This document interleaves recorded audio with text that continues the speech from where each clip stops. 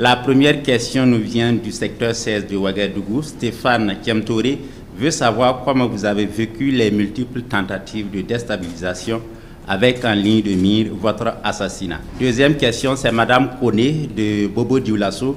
Elle souhaite savoir le sort qui sera réservé aux comploteurs. Et puis ensuite, toujours à Bobo Dioulasso, c'est Daniel Sanou qui demande est-ce qu'un mandat d'arrêt a été lancé contre les déstabilisateurs et leurs complices. Et Eugène Kambiré de Batié dans le Numbiel voudrait savoir ce qui s'est réellement passé à Barsalgo. C'est aussi la question de Suleiman Ouedraogo à Kaya. Dans le centre-nord, Salifou Sanou de Bobo Dioulasso.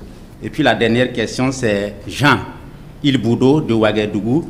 Il voudrait avoir votre réaction sur le discours d'orientation politique de feu capitaine Thomas Sankara en pleine célébration des journées nationales d'engagement patriotique et de participation citoyenne. Quelle importance revêt pour vous le DOP quand on constate que son contenu est toujours d'actualité? Merci. Avant de nous engager dans cette mission, je pense qu'il y a un certain nombre de risques qu'il faut mesurer et accepter d'assumer. Et parmi ces risques, il y a le fait de ne pas réussir la mission pour laquelle on était venu. Donc quand on vient, c'est soit ça passe ou ça casse. Dieu merci, on a pu réussir la mission pour pouvoir donc imprimer notre vision des choses à notre pays. Après ça, l'autre risque, c'est d'accepter d'abandonner tout. Voilà, on ne peut pas, en tant que jeune, être là donc au sommet de l'État et vouloir peut-être me retrouver sous des manguiers à manger du rusumbala comme les autres. C'est-à-dire accepter d'oublier sa jeunesse, accepter d'oublier la vie et se consacrer entièrement à la patrie. Un des risques, c'est cette situation que nous vivons, la déstabilisation, parce que si vous voulez redresser la barque d'un tel pays, forcément, vous êtes obligé de sévir. Et en sévissant pour redresser, vous créez des ennemis internes et externes. Il faut donc s'attendre à ces situations de déstabilisation, d'assassinat et de tout. Parce que nous avons touché aux intérêts de beaucoup de personnes. Il y a donc une inégalité sociale, il y a de la corruption, il y a une mauvaise gestion de la chose publique. Et si nous essayons de vouloir redresser tout ça, forcément on va toucher aux intérêts individuels de certaines personnes. Et ces personnes très souvent sont riches, ont de l'argent, utilisent cela pour manipuler souvent des personnes plus pauvres qu'elles, pour nous les mettre à dos en fait. Ça c'est à l'interne et ces mêmes personnes n'hésitent pas à coaliser donc avec les forces impérialistes qui passent leur temps donc à nous endeuiller, à nous appauvrir. L'autre point, ce sont ces forces extérieures-là. Il y a beaucoup de pays aujourd'hui qu'on a sous le dos et on n'a pas le choix, il faut le faire. Voilà, si nous voulons que notre patrie soit indépendante, si nous voulons notre souveraineté, si nous voulons que les Burkinabés mangent à leur faim, si nous voulons que nos enfants aillent à l'école sans payer un franc, si nous voulons que demain, le paludisme qui est une des maladies les plus répandues au Burkina Faso, que nous puissions soigner notre population sur certains mots à 0 francs, certains rêves que nous avons, mais il va falloir faire beaucoup de concessions, il va falloir empêcher certaines puissances de nous piller et ça crée beaucoup d'ennemis. Donc nous sommes préparés à ces situations, nous les vivons comme normal en fait, ça ne nous ébranle pas, ça ne nous fait pas peur, ça nous donne encore le courage d'avancer parce qu'à travers ces événements nous savons que la ligne directrice que nous avons optée est la meilleure ligne pour notre patrie, pour notre peuple. Donc nous vivons la chose comme ça et les comploteurs, actuellement nous avons passé 2 années à sensibiliser, à parler, à mettre en garde. Les gens trouvaient qu'on mettait trop en garde. Mais c'était nécessaire pour que les Burkinabés voient d'eux-mêmes jusqu'où certains Burkinabés peuvent aller contre la patrie. Si on s'était mis dès le début à sévir d'une certaine manière, c'est pas évident que vous-même vous allez nous comprendre. Le capitaine Thomas Sankara a été mal compris à un moment donné, peut-être parce qu'ils ont commencé fort, mais il fallait laisser le peuple voir, comprendre ce que c'est que ces comploteurs, communiquer avec le peuple. Et aujourd'hui, je pense que les gens ont beaucoup compris. Voilà. L'auditeur de Bobo Dioulasso voudrait savoir quel est le sort réservé à ces comploteurs-là. Comme nous l'avons dit, à partir de cet instant, je ne vais pas rentrer dans les détails, chacun va assumer. Si quelqu'un entreprend des démarches comme ça, eh bien, il assume toutes les conséquences. Nous n'allons plus conseiller quelqu'un ou voilà, mettre en garde encore. Donc, on va revenir sur le cas de Barsalgo. Il y a un auditeur qui voudrait savoir qu'est-ce qui s'est réellement passé à Barsalgo. Barsalgo, je ne vais pas rentrer aussi dans les détails, mais Barsalgo, je pense que j'étais personnellement visé. Parce que Barsalgo et moi, il y a une histoire. Barsalgo et la situation du pays, il y a une histoire. En juillet 2022, vous pourrez peut-être après vous renseigner sur place à Barsalgo. J'ai défié beaucoup d'ordres pour m'interposer pour que Barsalgo ne tombe pas. Et donc j'ai sacrifié beaucoup de choses quand même à Barsalgo. C'est le lieu pour moi de remercier beaucoup de gens qui nous ont soutenus dans notre manœuvre. Et je pense qu'ils ont ciblé Barsalgo parce que ça allait me toucher. Voilà, c'était l'objectif. Je ne veux pas rentrer dans certains détails. Alors, votre réaction sur le discours d'orientation politique du feu capitaine Thomas Sankara, c'est une préoccupation de Jean Ilboudo de Ouagadougou. Oui, c'est vrai. Nous avons d'ailleurs choisi la date du 2 octobre pour le lancement des journées patriotiques, d'engagement patriotique. C'est justement pour corroborer avec le DOP. Parce que ce discours, c'est un référentiel. Et je pense que certains pays loin de notre sous-région ont utilisé ce référentiel pour se développer. Et ils nous le font comprendre parce qu'ils ont puisé beaucoup de choses de ce discours-là. C'est d'actualité, nous nous en inspirons et nous adaptons au contexte aussi. Il y a certaines choses en son temps, en 83, qui ne peuvent plus se faire aujourd'hui. Mais nous l'adaptons au fur et à mesure. Thomas Sankara était trop en avance sur son temps et je pense que tout ça, ça fait qu'il n'a pas été compris parce qu'il voyait des choses que les autres n'avaient pas la possibilité de voir. Sa vision était beaucoup plus en avance. Mais aujourd'hui, on se rend compte qu'on aurait dû. Chaque fois, ce sont des questions comme ça qu'on se pose. Est-ce qu'on n'aurait pas dû? Est-ce que les gens n'auraient pas dû? Mais bon, c'est déjà passé, mais je pense que c'est un discours d'actualité. C'est la même vision pour une souveraineté totale de notre pays. Et je pense qu'il faut qu'on s'inscrive dans cette lancée.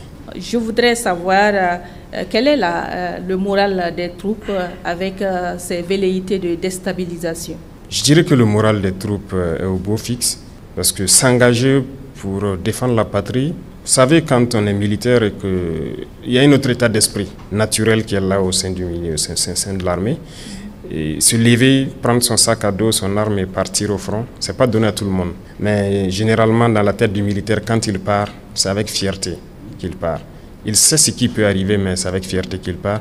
Et aujourd'hui, avec ce que nous avons mis en place, ce que nous essayons de faire comme effort à travers l'accompagnement du peuple, beaucoup de militaires sont vraiment fiers d'être militaires.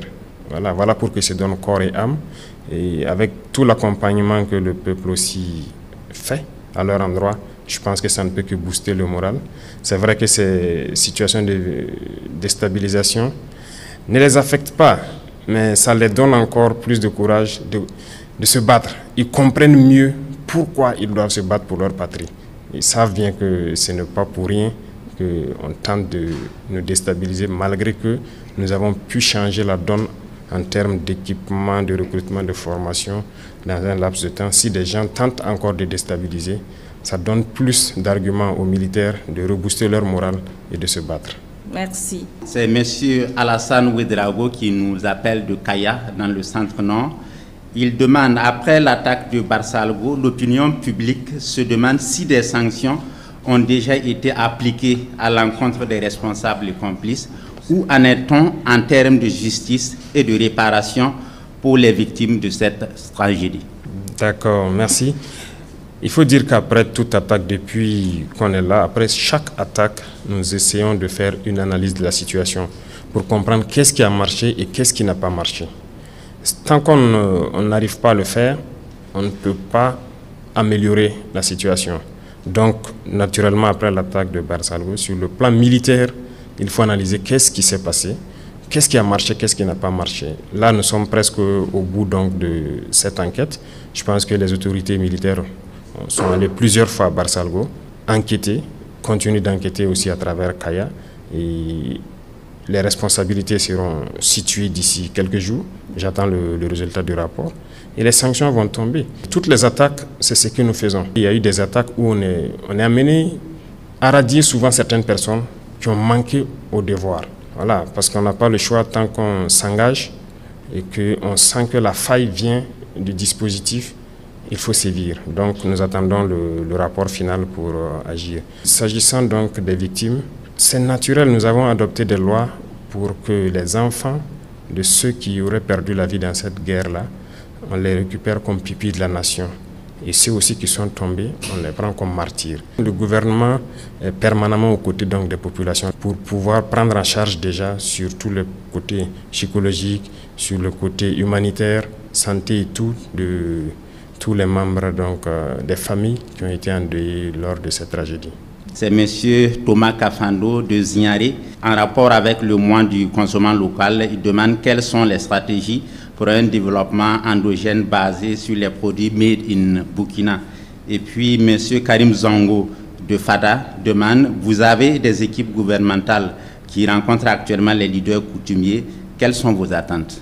Je vois que le mois de consommer local, on l'a lancé. Et ça nous tient beaucoup à cœur. Si vous remarquez d'abord sur le plan vestimentaire, les premiers actes que nous avons eu à poser, on a fait une analyse d'un certain nombre de facteurs. D'abord, il faut promouvoir ce que nos artisans sont en train de mettre en œuvre, c'est-à-dire le Faso d'Anfani, le Koko Donda. C'est ce qui nous a amené à un moment donné de réfléchir sur la question, par exemple, des touches des enseignants qui étaient importés chèrement. Et donc, on instruit le ministre de changer, par exemple, les touches. Aujourd'hui, c'est fait en Faso d'Anfani. Les dames qui le font, mais il y a beaucoup de dames qui ont rejoint donc l'atelier et ça fait une grosse main-d'œuvre qui est employée. Également, l'instruction a été donnée à ceux de la justice de changer leur touche pour pouvoir s'adapter donc à notre Faso d'Anfani et beaucoup d'autres couches sociales, même dans l'armée. Je pense que si vous avez bien suivi la tenue même du ministre au Conseil des ministres, c'est du Faso d'Anfani en fait. Donc il y a beaucoup de choses qu'on essaie de faire promouvoir ce qui est fait localement. Et dans plusieurs autres domaines, surtout dans les produits transformés. Donc actuellement, nous sommes dans la dynamique de promouvoir tout ce qui arrive à transformer nos matières premières, c'est-à-dire les produits alimentaires, pour que ce soit consommé par les Burkinabés. Ce qui nous a amené d'ailleurs à prendre un décret dernièrement pour instituer le fait que si quelqu'un veut importer un produit, peu importe le produit, tant qu'il y a des Burkinabés qui le fabriquent, il est obligé d'abord de prendre au Burkina. Et lorsque maintenant ça ne suffit pas, il peut aller prendre à l'extérieur. Donc c'est un acte fort qu'on a posé pour pouvoir encourager ceux qui produisent localement et que ce soit consommé par les Burkinabés. Donc sur ce volet, je pense que nous sommes dans une bonne dynamique. On ne peut pas dévoiler toute la stratégie à venir parce que comme je l'ai dit, ceux qui ont l'habitude d'importer, ça ne les plaît pas forcément d'appliquer ce que nous voulons. Mais si nous voulons être burkinabés, on est obligé de prendre des mesures. Ça ne va pas plaire à d'autres, mais ça va plaire au grand nombre. Et je pense que c'est ça qui est le plus important. Monsieur Karim Zango voudrait savoir vos attentes concernant vos équipes gouvernementales qui sont sur le terrain. Oui, donc ce sont des sorties qui ont été programmées il y a quand même un peu longtemps. C'est comme les premières sorties qui ont coïncidé avec les événements de Barsalgo, je pense. On avait programmé plusieurs sorties. Donc quand l'événement est arrivé, on a quand même dit aux gens de partir faire le programme. Donc pendant cette période, on arrête le Conseil des ministres pendant une semaine et donc on veut que les ministres aillent auprès des populations, s'enquérir des réalités, voir les réalités de visu et revenir parce qu'un ministre, c'est au niveau de la décision. Et si vous êtes juste à Ouagadougou et que vous n'arrivez pas à comprendre les aspirations profondes du peuple, c'est compliqué. Donc, c'est un programme, ça ne sera pas la première fois, ça ne sera pas la dernière fois. Ils sont allés vers les populations dans toutes les régions pour s'enquérir des vraies réalités, comprendre les difficultés. Et je pense que chaque ministre donc, va réaménager son programme en fonction des besoins réels de nos populations. C'est le même état d'esprit qui nous a amené à aller vers les chefs coutumiers, parce que nous voulons les remettre dans leur rôle. Leur rôle donc de maintenir cette cohésion sociale, l'unité, la paix. Voilà, il faut qu'ils s'affirment, qu'ils arrivent à nous aider à éduquer la jeunesse. Donc ce sont ces messages-là qui sont portés à leur endroit, parce que quoi qu'on dise, ce sont des acteurs clés donc, de notre société et nous voulons les remettre dans leur rôle pour qu'ils puissent aider le Burkina Faso à revenir à ces valeurs ancestrales qui sont des valeurs de paix, d'unité, de cohésion.